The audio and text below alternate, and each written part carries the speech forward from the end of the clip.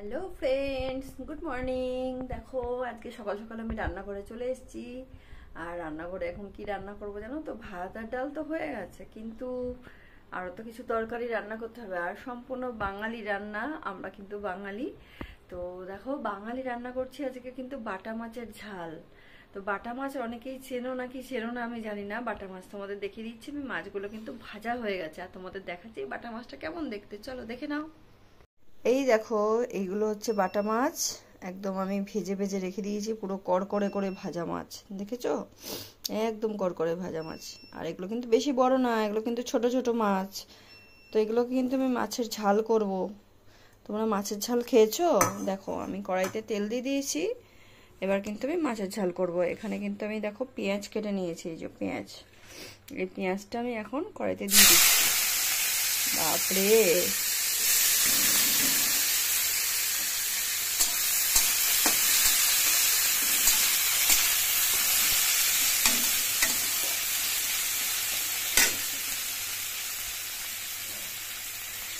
তো দেখেছো বন্ধুরা, এখানে কিন্তু আমি পেঁয়াজ দিয়ে দিয়েছি। আর পেঁয়াজ দেওয়ার পরে কিন্তু এখানে আরো অনেক মশলা দেব। আর সেই মশলাগুলো এখন আনতে আমি ফ্রিজে যাব। চলো মশলাগুলো নিয়ে আসি।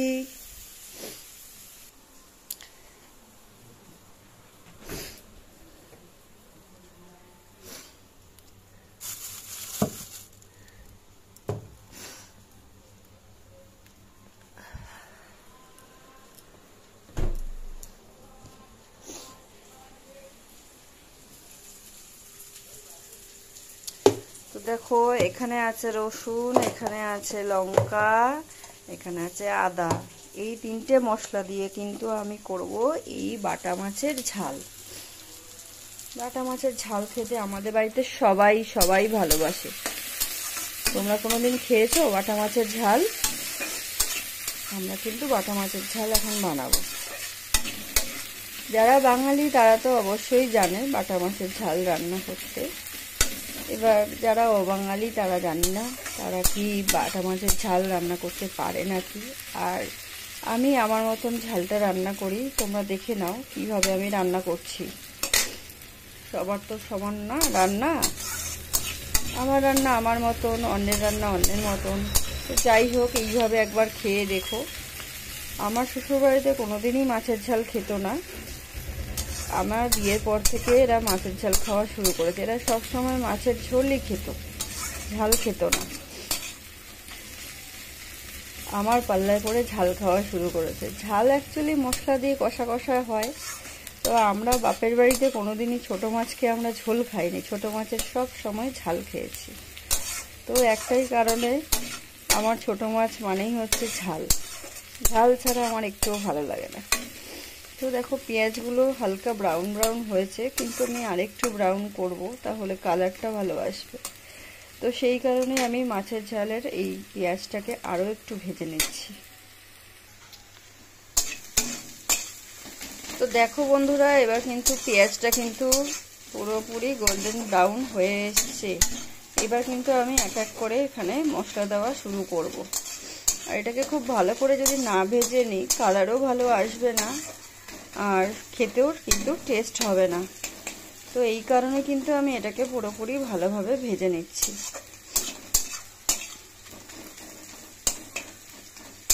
দেখো এটা পুরো ভাজা হয়ে গেছে। এবার কিন্তু আমি এখানে এক এক করে এই যে মশলাগুলো রাখা রয়েছে, এই মশলাগুলো দিয়ে দেবো।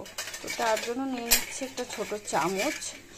দেখো এরকম একটা চামচ নিয়ে নিয়েছি। এই চামচে করে কিন্তু আমি অল্প অল্প দেবো, কারণ মাছের কোয়ান্টিটি খুবই কম, মাত্র 250 মতন মাছ আছে। আর দেখো এই কোয়ান্টিটির রসুনটা আমি এখানে দিয়ে দিচ্ছি।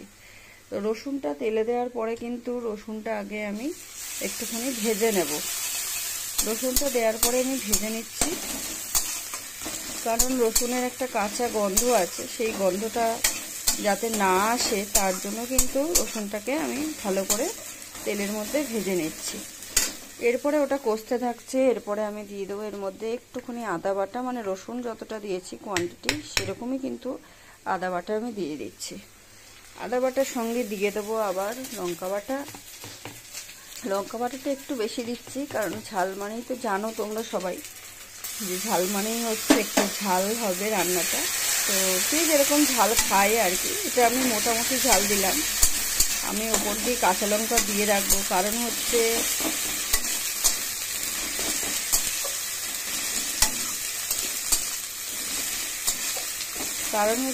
আমি তো ঝাল খাই, আমার শ্বশুরমশাইও ঝাল খায়, কিন্তু সবাই তো ঝাল খায় না, তাই না? তো গ্যাসটাকে আমি একটু কমিয়ে দিচ্ছি, কারণ হচ্ছে এখন মশলাটা পুড়ে যাবে না হলে।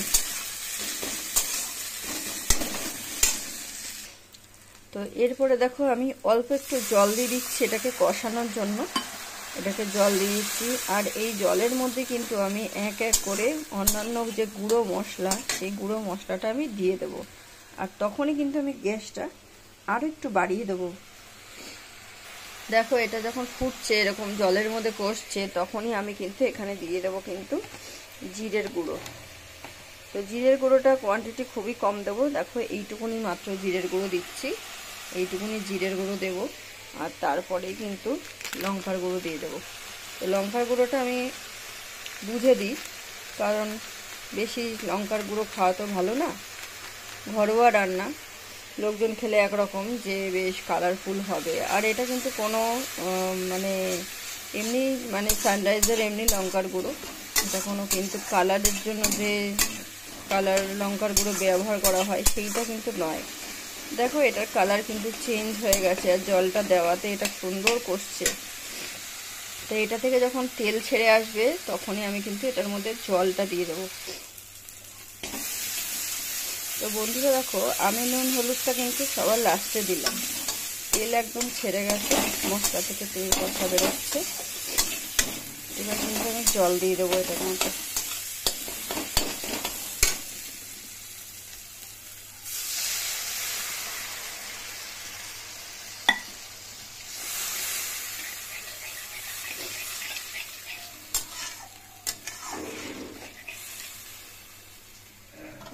দেখো এই জলটা যতক্ষণ না ফুটে উঠছে, ততক্ষণ আমি একটু ওয়েট করব। তো বন্ধুরা দেখো, এই ঝোলটা কিন্তু ফুটে উঠেছে, আর এই ঝোলটা ফুটে উঠলে কিন্তু আমি এবার কিন্তু এই মাছগুলো সব দিয়ে দেবো। মাছগুলো কিন্তু নুন হলুদ মাখিয়ে শুধু লাল লাল করে আমি ভেজে রেখেছিলাম, আর কিছুই করিনি। তো মাছগুলো আমি এখন দিয়ে দিলাম। দেওয়ার পরে দেখো এগুলোর মধ্যে মশলা, তেল সব এগুলো মাছের ভেতরে সব ঢুকে যাবে। তো সেই জন্য এরকমভাবে দিলাম। আর এটা খুব বেশি ঝোল খাওয়া হয় না, এটা একটুখানি মাখো মাখো ব্যাপার থাকে। তো দেখে নাও, ফুটছে, খুব সুন্দর ফুটছে।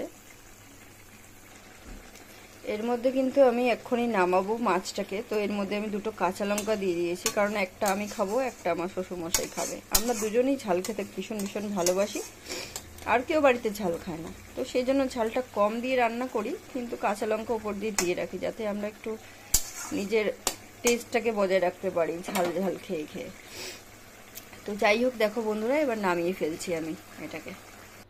তো বন্ধুরা দেখে নাও, আমি কিন্তু মাছের ঝালটা নামিয়ে ফেলেছি। আর নামিয়ে ফেলার পর এরকম একটা কালার এসছে, দেখে নাও, কালারটা খুবই সুন্দর এসছে, দেখতে বেশ ভালো লাগছে। আর এটা কিন্তু একদমই মাখো মাখো হয়েছে, দেখো কোনো রকম মানে ঝোল ঝোল না, একদম গ্রেভি হয়েছে। তা তোমাদের কেমন লাগছে আমার ভিডিওগুলো? যদি ভালো লাগে তো অবশ্যই সাবস্ক্রাইব করে দিও তোমরা, আর একটু ভালোবাসা দিও। ভালোবাসা না দিলে কি করে এগোবো বলো? তো সবাই দেখো ভিডিওটা। Good bye.